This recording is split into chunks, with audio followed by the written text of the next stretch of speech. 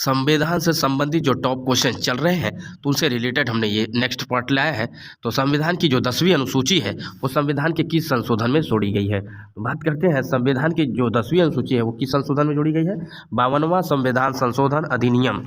अब हम आपको बता दें, इसका नीचे आपको इसको पूरा सोल्यूशन दिया गया है। आप हमारे टेलीग्राम चैनल को ज्वाइन कीजिएगा, जिसका लिंक डिस्क्रिप्शन में, वहाँ से आप देख सकते हैं। तो 52वां संविधान संशोधन अधिनियम 1985 में हुआ था। नेक्स्ट क्वेश्चन है कि भारतीय संविधान की किस अनुसूची में भाषाएं शामिल है। तो भारतीय संविधान के किस अनुसूची में भाषाएं शामिल है। तो 8वीं अनुसूची में। किस अनुसूची में?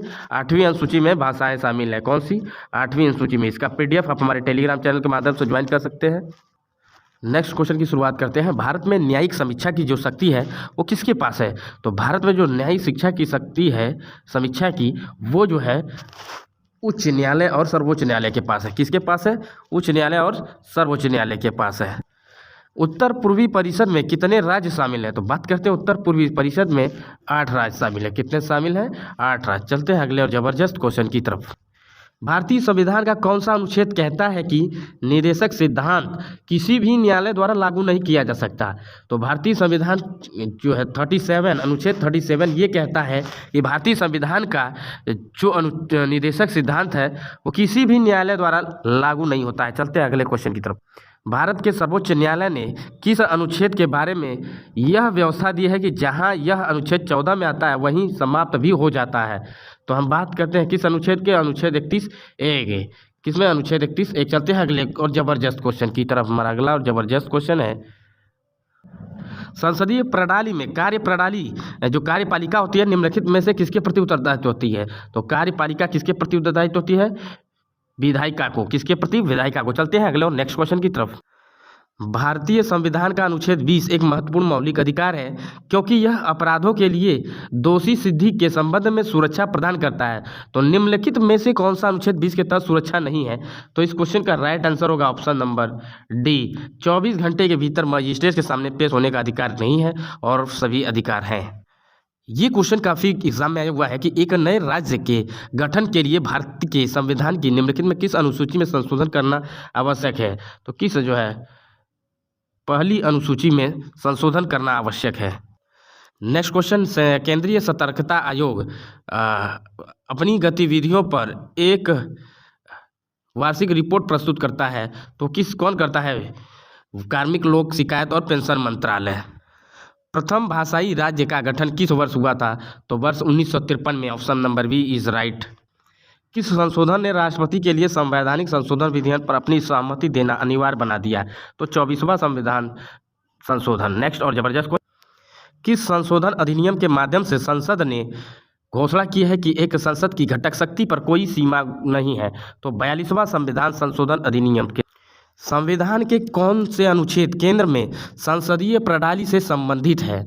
तो अनुच्छेद 74 और 75 संसदीय प्रणाली से संबंधित है।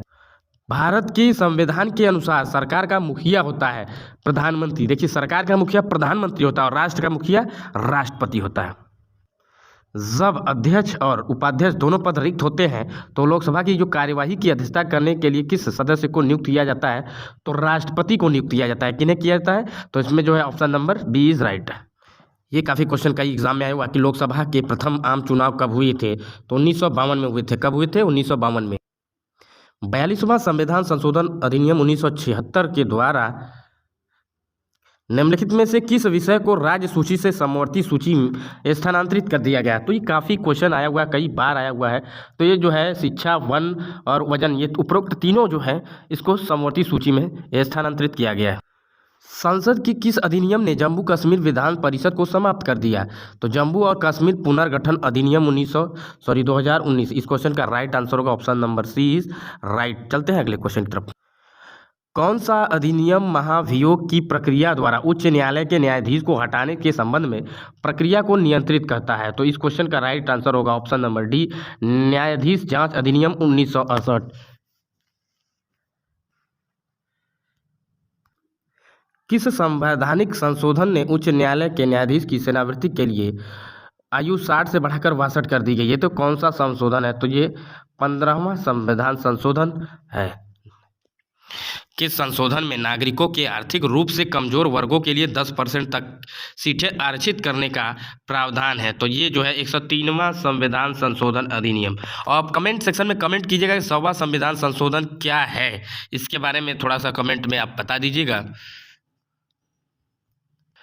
एक संसदीय मंच में सदस्यों की अधिकतम संख्या कितनी हो सकती है? तो बात करते हैं कितनी हो सकती है, तो 31। कितनी हो सकती है? 31। और कौन कौन सी हो सकती है, ये क्या क्या है? तो 31 में से 21 अधिक लोकसभा से नहीं होने चाहिए, 10 से अधिक राज्यसभा से नहीं होनी चाहिए। तो पूरे डिटेल चैनल को शेयर करिएगा। वीडियो देखने के लिए बहुत धन्यवाद। देश में किसी भी अदालत या न्यायाधिकरण द्वारा पारित किसी भी मामले में किसी भी फैसले के खिलाफ अपील करने के लिए अपने विवेक से विशेष अनुमति देने का जो अधिकार है किसे दिया गया है? तो ये सुप्रीम कोर्ट के पास है। किसके पास है? उच्चतम न्यायालय के पास है, सुप्रीम कोर्ट के पास है। इसी तरह के वीडियो को देखने के लिए आप हमारे YouTube चैनल को सब्सक्राइब करें, लाइक करें, कमेंट करें और अधिक से अधिक अपने फ्रेंड के साथ शेयर करें ताकि उन्हें भी इस वीडियो का फ़ायदा हो सके। और इसका PDF हमारे टेलीग्राम चैनल पड़ा है, तो वहाँ से आप डाउनलोड करके देख सकते हैं। वीडियो देखने के लिए बहुत बहुत धन्यवाद।